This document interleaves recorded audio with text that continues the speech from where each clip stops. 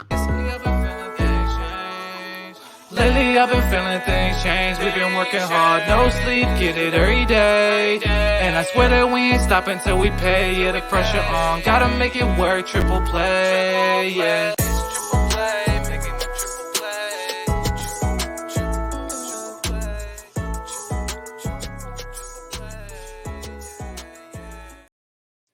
This is Triple Play Fantasy Basketball. Back again, week 16. On the mic, Coach James Lewis on the other end. Doc Mendelson, fresh wearing. Wait, can I peep that jersey real quick? It's a Rui Hachimura Wizards jersey. And the funny thing is, those that are looking on the YouTube video, I'm still have the tag on it. I don't think I ever wore it, and now this jersey is worthless. Yeah, it was worthless before, but now it's definitely not worth a penny. And I've been on the other end of the Rui discussion here. Doc's a fan, me not so much. Although You think you're a Wizards fan? I thought that you would support your own, James. No, I do support my own. I just prefer other players over him. And it's sad when you spend, an 8th overall pick and you don't get anything in return, and then you give up on him and give him up for a couple seconds. And Kendrick Nunn, the Rui Hachimura Wizards experiment did not go well. And then last year, coming into training camp, he's a no-show. We don't undisclosed reasons why he's not there. It's just been disappointing. That whole run. And of course, the Wizards fumble the bag every time we have a lottery pick. We don't draft well outside of Bradley Beal and no-brainer John Wall. It's starting to be time to fire Tommy Shepard. He just got the job. It's been like 3 years. Well, this is the second time he's dealt with the Lakers, and the first trade worked out, getting some assets for Westbrook. We'll see. We'll see what happens. I mean, but yeah, they got to start hitting on picks. That's the point blank period. Is you have to draft well to reap success in the NBA. Here we are, week 16. Let's take a look at the schedule. We're going to talk about pickups, maybe some people to drop, and we'll bicker back and forth about players that I like and players that Doc dislikes. 3 teams with 2. Actually, it's only 2. It's the Jazz and the Celtics. 12 teams with 3, 16 with 4. So Danny Ainge is somehow behind that. Yeah, and we'll see what the Jazz do. They'll look to sell. Let's see, what kind of draft capital they continue to rack up. Kelly Olynyk just came back. You got people like Clarkson that everybody wants. Beasley. There's a lot of pieces that could help contending teams, and we're gonna talk about a little trade deadline later today. Monday, Tuesday streamers. You might want to give Rui Hachimura a look. In his 2 games since joining the Lakers, he started off with 12, and when he had like 6 yesterday, playing a little bit over half the game, as he looks to find a role alongside Anthony Davis and LeBron James. So Monday, Tuesday, you could pick somebody up. Maybe Dennis Schroeder is out there. If he is, even Thomas Bryant, if you give him 2 days and then, break ties with him, his fantasy value is pretty much dropping off the cliff. And Hachimura was playing a little bit well there in Washington right before the trade. He's not going to get you assists because he doesn't pass the ball. He doesn't calculate defensive stats. He doesn't really shoot too many threes or make any. And he doesn't rebound well. You're such a hater. You're such a hater. I can't believe he's the number 1 ad, and here you are just poo-pooing on him to start. 26% of fantasy owners are rolling the dice, and 41% of owners are dumb. Stay away from Rui.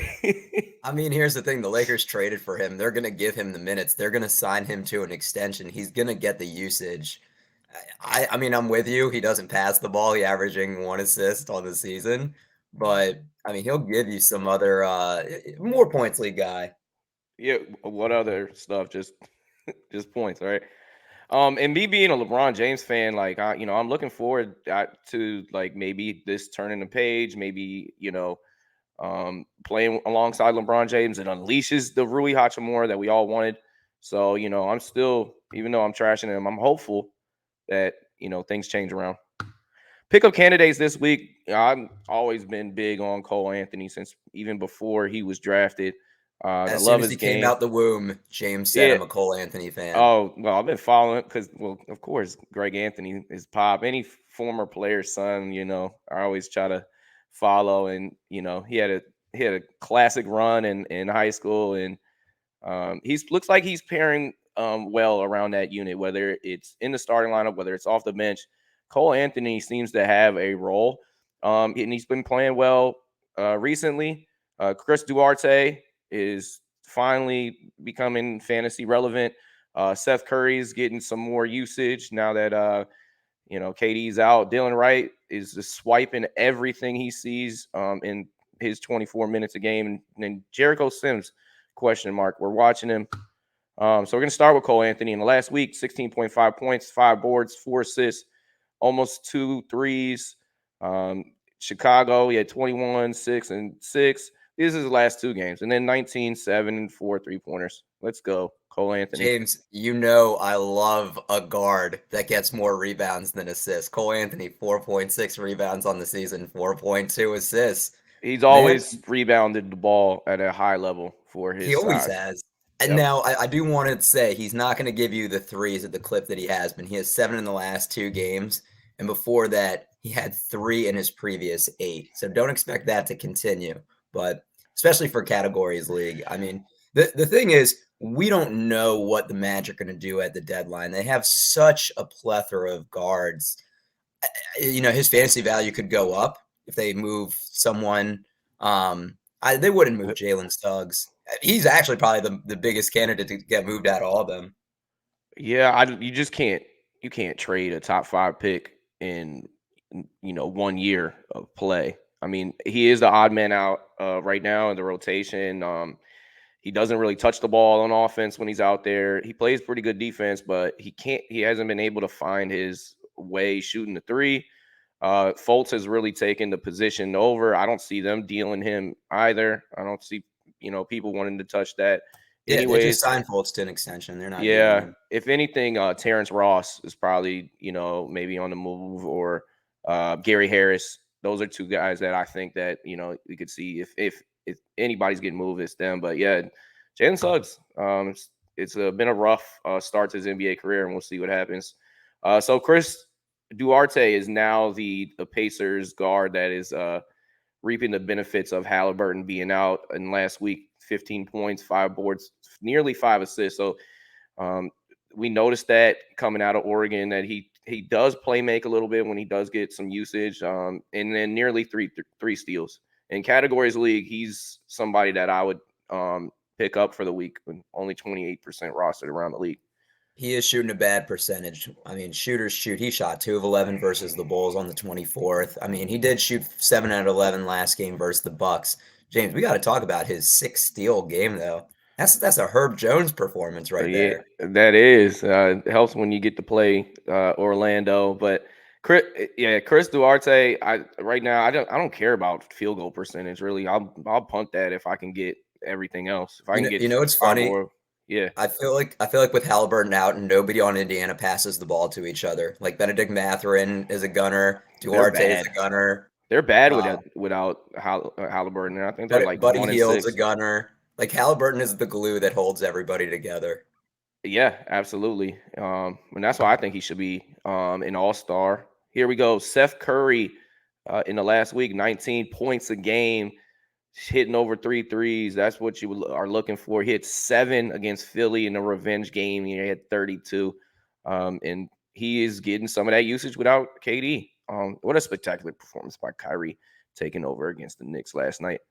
But shout out Seth Curry. If you're comparing him between him and Joe, I'm going with Seth. But Joe is, starting to play pretty well. He's somebody you should watch. Nearly threes a game. With these guys getting back healthy, Brooklyn is super dangerous when it comes to playoff times. I'm going to strong disagree on Joe Harris. Like, this is the second time I didn't say pick him up. Were you listening to me? But you made a graphic for him, so I'm more of a visual learner than an audio guy, James. Joe Harris, you're just living and dying with him getting you threes. doesn't rebound much, doesn't pass much. He averages 0.5 assists more than Rui. Doesn't give you much on the stocks end. Like, come on, James. There's a reason he's 11% rostered. We'll move on. Digress. I'll pass on regular Joe Harris. Delon Wright. So he's playing half of the game for Washington. Something to watch now that Kendrick Nunn is in there too. There's a lot of like pretty like okay average point guards. Monte Morris, but like a bunch of backup point guards, and so you don't know what's going to kind of play out with the minutes. But it seems like he's certified a role off the bench coming in and being a defensive anchor.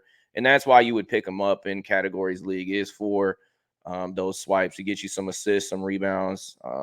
But he definitely deserved to get a mention. He's had at least 2 steals in 9 of the last 10 games. So that's production.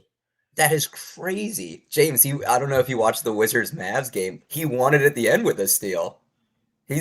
I know. So, he's valuable. Look, he's up and rising through the ranks to be in the steals core. We're getting kind of crowded in this arena. No, but he definitely belongs. And hey, we got to talk about, he's not giving you a lot of points, but the percentage is there, shooting 44%, 3 of 7 in the last game, 2 of 6, 4 of 7, 5 of 5. Like, he's not killing you in that category either. He is giving you some rebounds. He's giving you some assists as well. Like, I just hope the Wizards give him more minutes. Definitely a guy to watch because Bradley Beal has not been healthy this year. Jericho Sims. So speaking of not being healthy, on Bradley Beal not being healthy, that's per the norm. And if he doesn't play, or Porzingis, which has surprisingly been pretty healthy all year, if they don't play, they're a bad team. But if they do play, they're trying to get into the play-in tournament. I think that if they do play, that they will get in. So that over-under number for the Wizards is interesting. But we were talking about injuries. Mitchell Robinson being out. Hartenstein not really playing much right now. Jericho Sims is getting some of those minutes, and the high flyer, former Texas Longhorn. Tell me what you like about him, Doc. Well, as we've talked about, Mitchell Robinson cannot stay healthy, and Hartenstein hasn't been getting the minutes that he had at the beginning of the season. And when you just watch Jericho Sims, he has bounced him. He has a spring in his step, and he's great for the rebounds. 10 in the last game against the Nets, 14 the game before that. And it's because he's finally getting the minutes now. Now, he's not giving you a lot of points, but James, he's made his last 12 field goals. Actually, no, wait. He's made his last 16 field goals. So, like, he doesn't do anything but dunk. He doesn't shoot. Exactly. He knows his strengths and weaknesses. He made his last 12 dunks. He's made his last 12 dunks. Okay, that's a good field goal percentage. You're the pessimist. I'm the optimist, as we've established. But yeah, look, the Knicks are going to want to try and continue to win. I think he fits well in the lineup because he doesn't take a lot of shots on a team that everybody likes to shoot the ball. So, and when Tibbs likes a guy, he likes a guy. If I'm getting somebody for 9 rebounds, give me Kevon Looney. So I'm passing on Jericho for now. Friendly bet that Jericho Sims gets more rebounds than Kevon Looney in the next week or the next 3 or 4 games, however you want to sample it out. All right, I'm with it. Give me Looney for the week. All right. Told you so pickups. They're recurring names and people that we've talked about. But I haven't talked more about someone like Daniel Gafford than almost anyone else other than Jeremy Sohan in this show. But Pat Connaughton, Gafford, DiVincenzo, Burks, and Dorian Finney-Smith, the condom. We'll first talk about Pat Connaughton, who's rebounding the crap out of the ball. What the hell? 12 points on nearly 8 boards, 3 threes, and he shoots a lot of them, giving you a steal. Right now in Categories League, there's better options, yes, but, he's safe for me. In the last 2 games against Denver, he had 19 points, 12 boards, hit 5 threes. And against Indiana, he had 14 points, 8 boards, and hit 4 threes with 3 steals. I think he solidified himself in the lineup. Chris Middleton has been back, and he's played 3 games in a row. It's interesting that they haven't given him back-to-back days or maintenance, but he's only playing 15 minutes. I think Connaughton has solidified himself in the lineup. I think when you see, Grayson Allen is the guy that takes the hit, But also Bobby Portis is out with a PCL sprain, so Yeah. Milwaukee's not afraid to play small. And I think, like I said, Connaughton is somebody that is going to get the minutes. Yeah, shout out White Pat. Daniel Gaff, last 2 games, 9 total blocks at 21 and 12 Eye against the roll. Pels, and 9 and 8 and 4 blocks against Houston. Eye roll. Three blocks a game is something to eye roll at, right? I mean, he's performing well. Like, all right, James, you can only choose one to be a stan of: Daniel Gafford or Jeremy Sohan. Who you picking? That's not fair.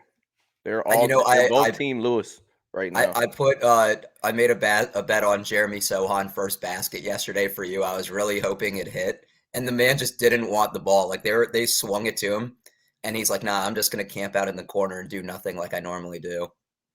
Okay, so he's not involved in the offense when the DHOs, like, they put the ball in his hands because he can pass it well. Okay, so he just hangs out in the corner now. Yeah, You don't watch the San Antonio games if you're going to tell me that for the first Sohan 2 just minutes hangs he out hung out in the corner. Here we are talking about Jeremy Sohan, and there's not even a graphic for him. God, I should just have it on deck loaded. He lives rent-free in my head. Jeez. But no. But I mean, look, I got to give the flowers to Gafford. 21 and 12, it's nothing to sneeze at. As much as I love this steals guy, he's a blocks guy. 9 in the last 2 games. That can help win you the week. Yeah, 74% field goal percentage on the season. But although, all he does is dunk the ball as well. Donte DiVincenzo should get some looks in a 12-team cat leagues. He's found a bona fide role even with Seth Curry back. And he can play make a little bit. He can get some steals sometimes, and he's hitting threes. So 11 assists against Toronto in the last game, and prior to that, he had 8 with 4 steals against Portland. So there are worse people out there, and only 22% of owners have him, so he's widely available. Yeah, once again, somebody that's not afraid to just do whatever role is asked of him, whether it's playmaking, whether it's just playing defense, whether it's rebounding, shooting the ball. I mean, Warriors, they're going to need the healthy bodies. Like, James, we've talked about they're a playoff team, and I wouldn't be surprised if more down the stretch they play him, kind of get their veterans some fresh legs for the postseason run. Yep. And I thought that this was a good sign in the offseason. He's looking for a longer-term contract, and he's not getting paid too much, but he definitely fits that system quite well in Golden State, being a high IQ guy. Someone else that's 22% rostered, Alec Burks, Mr. Point guard, shooting guard, small forward, eligible last 2 games, 41 total points, and 9 threes. So he's not bad. That's all I got. Only sound the alarm. Points leagues only. Streamer. I'm not mad at it. No blocks. So moving on, Dorian Finney-Smith, 30% roster. He just came back a couple weeks ago, and he's already playing super heavy minutes. We know how he's like a top 10 guy in minutes per game. Last week, averaging 12 points, 7.5 rebounds. This is similar to Pat Connaughton stats, with a steal and 2.5 threes. So shout out to Dorian Finney-Smith, who has just evolved his 3-point percentage, and that shows hard work, because they used to leave him butt booty naked in the corner, and now he's making teams pay. Gosh, roll the tape from a couple weeks ago where I brought him up, and you're like, "Why do you like Dorian Finney-Smith, Doc? He doesn't do much of anything." I mean, I don't have him in my league, and he's available, so. But that's why I'll just leave it there right now. It's because that is not true. That is not true. Like, most fantasy basketball players play in multiple leagues, and so yes, I am in the playoffs, and the playoffs hasn't finalized yet. Karl Anthony Towns is about to come back. Anthony Davis already in the fold, so watch out. I hope I get you in the first round, and I can get you out for the 3rd straight year. No, that wouldn't happen, because I have a bye. Weekend streamers, back-to-back Saturday, Sunday. These teams also play on Thursday. The Pelicans, the Nuggets, and the Knicks. So maybe you have quickly for 3 out of 4 games to end the week, but these players on these teams could win you something. You think about Larry Nance Jr., Trey Murphy, who's probably not available. Jose Alvarado. Yep. Yeah, that's a good stream. Maybe even Jericho Sims for rebounds. Yeah, you never know. All right. Yeah, Well, maybe look at some Bruce Brown if he's available for Nuggets. yeah, absolutely. I got him a couple. He's category stud. We used to joke around and say that we could stream DeAndre Jordan for rebounds and blocks, but they don't even give him that anymore. No, he's tough to play these days. He's a locker room guy though, and he got paid. Yeah. KD and Kyrie made sure he got paid. So that's all we have here this week. Trade deadline coming around the corner. So I think week 17 and 18 is going to be real exciting because with the trades offers opportunities and people in new places. Sometimes those type of moves can help you win your fantasy league. For Doc, I'm Coach. Till next time. See ya. Lately I've been feeling things change. We've been working hard, no sleep, get it every day. And I swear that we ain't stopping till we pay. Yeah, the pressure on, gotta make it work, triple play, yeah.